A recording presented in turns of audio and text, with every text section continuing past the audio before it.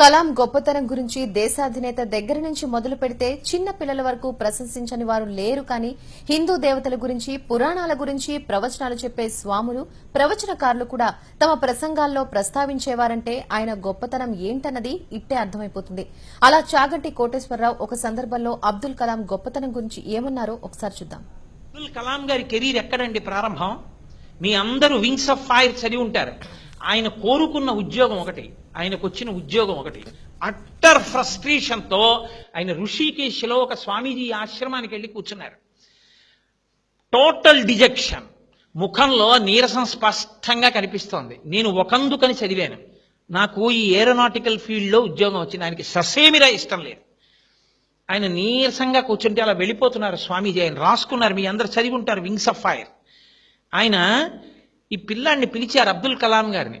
ఏం అలా కూర్చున్నావు నువ్వు అంటే ఆయన అన్నారు, నేను ఫలానా ఉద్యోగం కోసం వెళ్ళాను ఇంటర్వ్యూకి, అది పొందడం నాకు ఇష్టం, కానీ నేను సెలెక్ట్ అవ్వలేదు. ఈ ఉద్యోగం చేయడం నాకు ఇష్టం లేదు, ఏదో ఇంటర్వ్యూకి వెళ్ళాను, దీనికి సెలెక్ట్ అయ్యాను. ఇప్పుడు నాకు ఈ ఉద్యోగం చెయ్యాలని లేదు, నాకు ఇష్టం లేదన్నారు. అంటే ఆ రోజున ఆ స్వామీజీ ఓ చిరునవ్వు నవ్వి అన్నారు, నువ్వు కోరుకున్నదే నీ జీవితంలో దొరకాలని ఎందుకు అనుకుంటున్నావు? ఈశ్వరుడు నిన్ను ఏం చెయ్యాలనుకుంటున్నాడో అని ఆలోచించి ఈశ్వర నిర్ణయంగా దానికి ఎందుకు వెళ్ళలేకపోతున్నావు? ఏమో ఈశ్వరుడు నీకు నీ ద్వారా ఈ జాతికి ఏం చేయించాలనుకుంటున్నాడో అన్నారు. ఆ మాట ఆయన మీద పని చేసింది, యాక్సెప్ట్ చేశారు కాబట్టి. అంతే. ఈ దేశానికి ఉపగ్రహాలు తయారు చేసుకోవడానికి కావలసినటువంటి సత్తానిచ్చిన మహాపురుషుడయ్యారు.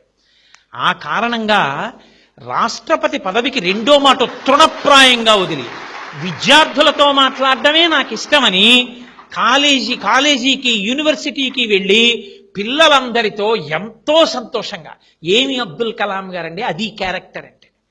అందుకు నేను మురిసిపోయేది.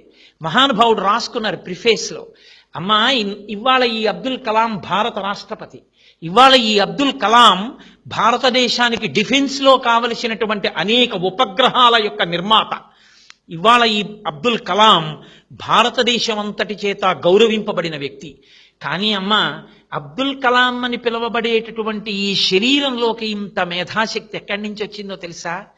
రామేశ్వరంలో ఒక పెంకుటింట్లో నేను గుడ్డి దీపం కింద చదువుకుంటూ రాత్రి 8 గంటలకి ఆకలేస్తే పళ్ళెం పట్టుకుని పరిగెత్తుకుంటూ నీ దగ్గరికి వచ్చి నీ కాళ్ళ దగ్గర కూర్చుని, అమ్మా అమ్మా నాకు ఆకలేస్తోందమ్మా అంటే నువ్వు పొయ్యి దగ్గర నిలబడి ఇలా ఇలా అటు ఇటు తిప్పినటువంటి నూనె వెయ్యని 2 రొట్లు నా పళ్ళెంలో వేసి అత్యంత ప్రేమతో కూర వేసి నా తల మీద చేతితో నిమిరి, నాన్న నువ్వు ఎంతో వృద్ధిలోకి రావాలి, బాగా చదువుకో అంటూ నువ్వు పెట్టిన రొట్టెలు ఈ అబ్దుల్ కలాంలో ఇంత మేధాశక్తిగా మారాయమ్మా.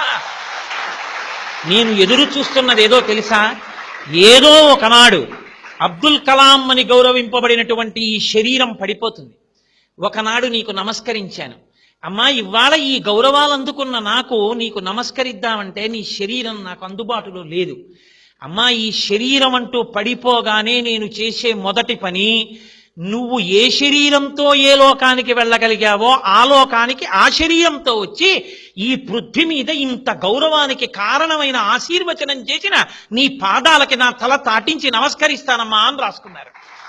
అది కొడుకంటే. ఇలాంటి కొడుకుతనం లేనివాడు ఎంత గొప్పవాడైతే ఎవడకు కావాలండి? కట్టుకున్న సతిని నట్టేటిలో ముంచి కన్నవారి నోట గడ్డ కొట్టి సభలకెక్కువాడు చచ్చు పెద్దమ్మరా లలిత సుగుణజాల తెనుగుబాల. తన వాళ్ళకి తన తల్లిదండ్రులను చెప్పుకోలేనివాడు తన గురువు గారిని చూసి, ఈయన నాకు పాఠం చెప్పిన మాస్టారు అని బూట్లు 2 వేళ్లతో తొక్కి అవతల బారేసి గబగబా వచ్చి గురువుగారి 2 పాదాలు చేతులతో పట్టుకుని తల తాటించి నమస్కరించగలిగినటువంటి శీల వైభవం లేనివాడు ఎంత గొప్పవాడైతే ఎవడకి కావాలి? కనకపు సింహాసనమున సునకము కూర్చుండు పెట్ట ఏమిటి సుఖం దానివల్ల? మీరు ఎదగడం కాదు, మిమ్మల్ని సెట్టింగ్ ఎగ్జాంపుల్గా మీ వెనక వాళ్ళు తీసుకోవాలి. అది మీ ప్రవర్తన చేత సాధ్యమవుతుందేమో, కేవలం నాలా ఉపన్యాసాలు చెప్పడం వల్ల సాధ్యం కాదు.